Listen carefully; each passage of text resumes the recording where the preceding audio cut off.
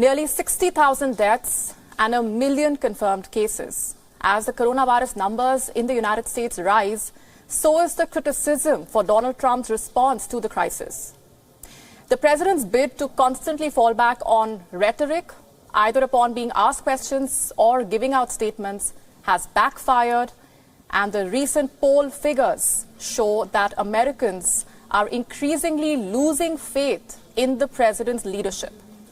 According to a Reuters Ipsos poll, almost everyone rejected Donald Trump's remark that COVID-19 may be treated by injecting people with bleach or other disinfectants. The disinfectant, where it knocks it out in a minute, 1 minute, and is there a way we can do something like that by injection inside or almost a cleaning? Because you see it gets on the lungs and it does a tremendous number of the lungs, so it'd be interesting to check that. So that you're going to have to use medical doctors with, but it sounds interesting to me.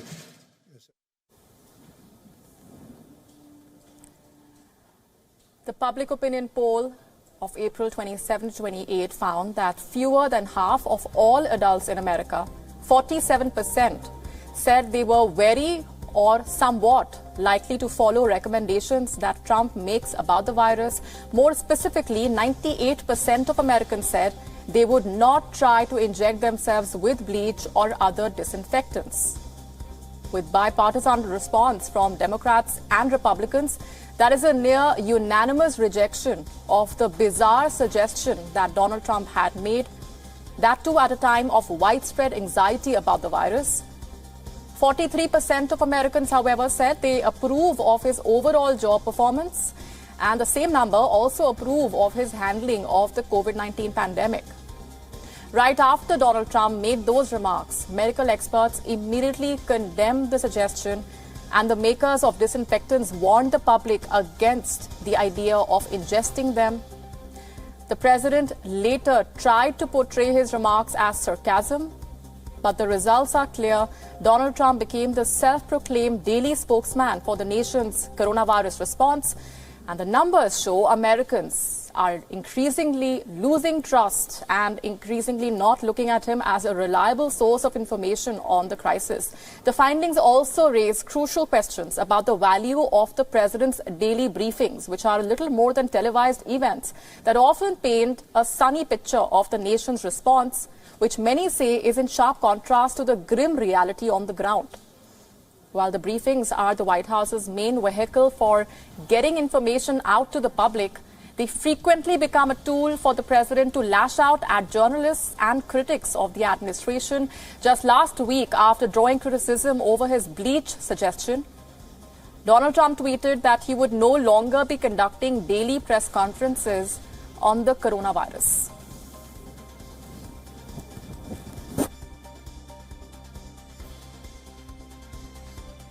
Joining us in the broadcast this minute is our correspondent Simon Marks, live from Washington, D.C. Hi, Simon.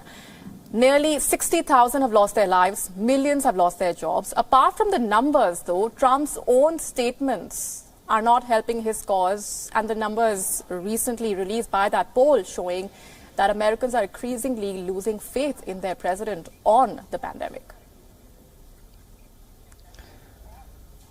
Yeah, I think it's important to underscore that approval rating of 43%. That is the lowest number that Donald Trump has experienced for over 6 months, and it has sunk over the course of the last couple of weeks. A very clear indication White House officials believe that those news briefings actually were not helping Donald Trump at all, despite the fact that the President of the United States was very proud of the ratings that they were getting on television. The fear among many White House insiders is that, in fact, many people watching those briefings took a pretty dim view of the president's behavior during those daily interactions with reporters. And indeed, the Wall Street Journal, on its editorial page several days ago, urged the president either to abandon the briefings or to change his tone. We've seen the numbers, as you know, tick up in a dreadful direction over the course of the last 24 hours. Now more than than 1 million confirmed cases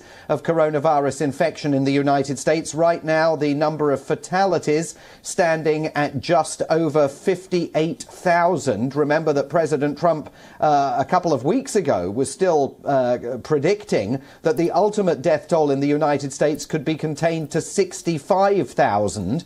He has since revised that up to 70,000. But look, we're almost at 60,000 now. That remains a number that seems completely unattainable. And one wonders why he makes these predictions during the course of his appearances at the White House, given that the pace of events here makes it clear that it's going to be very, very difficult for any of those predictions to be met. He'd be better off not putting a number on it, but simply focusing on what a devastating loss of life this has been for so many American families, and is likely to be, sadly, for so many more. Right, and over the last few hours, the president has also tried to say that the country has a very high testing rate, takes pride in those numbers, but several officials have already criticized the testing response by America and saying that we need to carry out more tests. Yeah, I mean, there's two ways of looking at it. The way Donald Trump looks at it is to say that the United States, he insists, has carried out more tests than any other country. But that's not entirely statistically true. If you look at the size of the American population and look at the number of tests per capita that the United States has carried out, it is still very much trailing a large number of other countries. There's been dreadful economic data, Molly, published in the last couple of hours.